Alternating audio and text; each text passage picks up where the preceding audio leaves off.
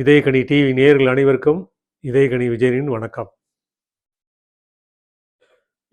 மேகதாது அணை ஒரு பிரச்சனையாக இப்போ வளர்ந்துக்கிட்டு இருக்கு.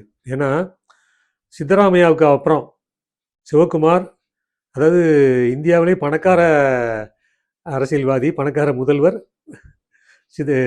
சிவகுமார். சிவகுமார் முதலமைச்சர் ஆனதுக்கு உடனே அவர் முதலமைச்சராக ஆறதுக்கு முன்னாடியே மேகதாது அணை விஷயத்தை கையில் எடுத்துக்கிட்டார். ஏன்னா அதை வச்சு அரசியல் பண்ணணும், அதை வச்சு தன்னுடைய வலிமைப்படுத்தணும், தான் வளரணும் அப்படிங்கிற எண்ணத்தில் அப்படி, அதாவது மக்கள் பிரச்சனைகளை, அது என்ன எதெல்லாம் மக்களுக்கு எதிரான பிரச்சனைகளோ அந்த பிரச்சனைகளை கையெடுத்துக்கிறாங்க. அந்த கையில் எடுத்துக்கிட்டு அதை நோக்கி அரசியலில் பயணம் பண்ணுறாங்க. அப்படித்தான் மேகதாது அணை விஷயம் வந்திருக்கு.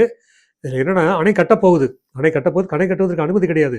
தமிழக அரசின் அனுமதி இல்லாமல் அவங்க கட்ட முடியாது அப்படிங்கிறது சட்ட விதி. காவிரி நீர்மேல் ஆணையம் அதை பண்ணியிருக்கு, அதை பண்ணி வச்சிருக்கு. அதனால் அது பண்ண முடியாது. இருந்தாலும் அடித்த வரைக்கும் பார்ப்போம், லாபம் கிடைக்குதா பார்ப்போம், அடிக்கிற வரைக்கும் அடிப்போம் அப்படிங்கிறது தான் கர்நாடக அரசியல்வாதிகளுடைய ஒரே இதாக இருக்குது. அதாவது எல்லாரும் அதில் ஒற்றுமையாக இருக்காங்க. அந்த விஷயத்தில் எல்லாரும் ஒற்றுமையாக இருக்காங்க. அதில் யாரும் விட்டு கொடுக்குறதில்ல. ஏன்னா அப்போ தான் அரசியல் பண்ண முடியும் அப்படிங்கிற மாதிரி போகிறாங்க. இங்கே நம்ம ஜோசப் விஜய் அவர்கள் நிதி ஆயோக் கூட்டத்துக்கு போய் கலந்துக்கிட்டு போயிருக்கார்.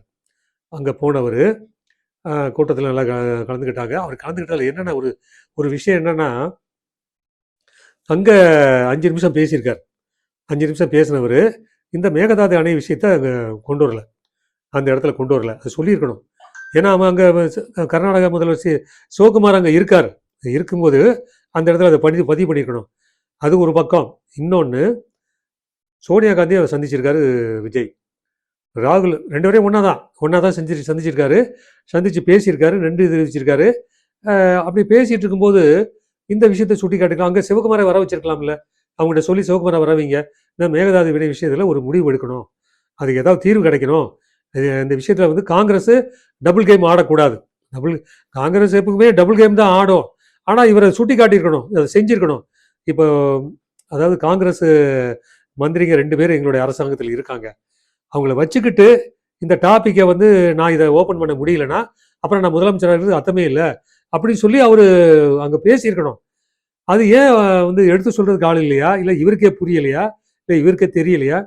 இதெல்லாம் ரொம்ப முக்கியம். அதாவது கர்நாடகாவுக்கு வந்திருக்காரு, டெல்லியிலேருந்து கர்நாடகா வந்திருக்காரு. மேங்களூரில் இறங்கி மூகாம்பிகை கோயிலுக்கு போயிருக்காரு. மூகாம்பிகை கோவில் போயிருக்காரு. கோயிலுக்கு போய் சாமி கும்பிட்டுட்டு அவரே பயணம் பண்ணி கார் ஓட்டிக்கிட்டே வந்திருக்காராம் பெங்களூர் வரைக்கும். அதாவது கிட்டத்தட்ட 200 கிலோமீட்டர் தூரம் மேங்களூர் டு மூகாம்பிகை கோயில், கொல்லூர் மூகாம்பிகை கோயில், அந்த அளவுக்கு போயிருக்காரு. அவ்வளோ தூரம் போனவருக்கு அந்த விமானத்தை கொஞ்சம் பெங்களூருக்கு திருப்பி நம்ம சிவகுமாரை சந்திச்சிருக்கணும், சந்திக்க முயற்சி பண்ணியிருக்கணும். அப்படி பண்ணியிருந்தானா அவன் பயந்துருப்பான். இவர் வராருன்னா நமக்கு ஏதாவது பிரச்சனை எதிராக, ஏன்னா கர்நாடகத்தில் உள்ள தமிழர்கள், கர்நாடகத்துக்கு விஜய்க்கு பெரிய ரசிகர் கூட்டம் இருக்குங்கிறது இவங்களுக்கு தெரியாமல் இல்லை, தெரியும். அதை கேஷ் பண்ணியிருக்கணும். அரசியல் இவர் சரியான அரசியல் பண்ணுறாருன்னா அதை பண்ணியிருக்கணும். போய் இறங்கியிருந்தானா பிரச்சனை பெருசாயிருக்கும். அவன் பயப்படுவான். அந்த பயத்தை உண்டாக்கலையே விஜய். அது ஏன் அவர் அந்த தவறை பண்ணார்? இதை யாராவது அவருக்கு புரிய வைக்கணும், அவரு புரிஞ்சுக்கணும். பத்திரிகைகளில் என்னென்ன வருதுங்கிறது எல்லாத்தையும் படிக்கணும். சும்மா மேலிருந்த வாரியா தலைப்பை பார்த்துட்டு போகிற விஷயங்கள் எல்லாத்தையுமே தெரிஞ்சுக்கணும்.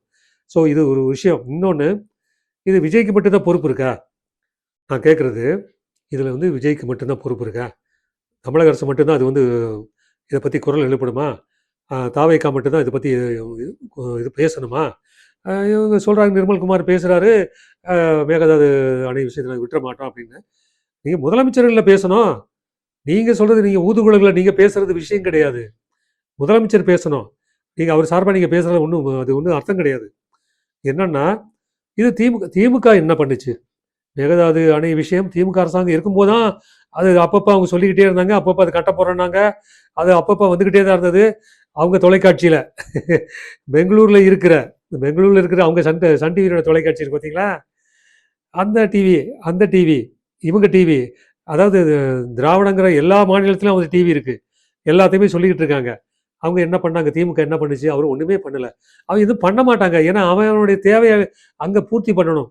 பெங்களூர்ல இருக்கிற அவங்க குடும்பம் நல்லா இருக்கணும் இல்லையா? அது கருணாநிதி காலத்துலேருந்து இது தொடர்ந்து நடந்துகிட்டு இருக்கு. அதனால அவங்க செய்ய மாட்டாங்க. ஆனா செய்யணும். திமுக தொண்டர்கள் இனிமேலாவது குரல் எழுப்பணும் திமுக தலைமை நோக்கி. நாங்க போராடுறோம் அப்படின்னு சொல்லி எழுப்பி நீங்களும் போராடணும் அப்படின்னு சொல்லி தூண்டி விட்டுருக்கணும். அவங்க பண்ணல. திமுக பண்ணல. மேகதாது அணை விஷயத்துல எதிர்ப்பு குரல் எழுப்பல. அடுத்து அதிமுக என்ன பண்ணுது? அதிமுக அவங்களுக்கு தேவைன்னா அரசியல் பண்ணுவாங்க. தேவையில்லைன்னா எதிர்ப்பாங்க.